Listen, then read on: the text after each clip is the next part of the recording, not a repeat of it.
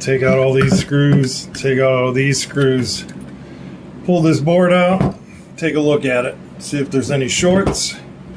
If not, replace this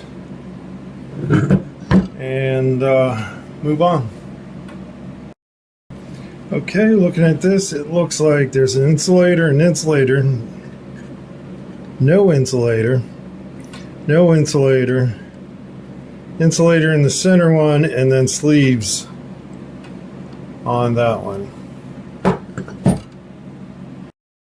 Not going to really affect this trade. It's going to be much more about where your strikes are than... Okay, I'm getting ready to solder in the thermistor, and I noticed that this big capacitor here is got a broken solder joint. So make sure you resolder all the tall caps on this.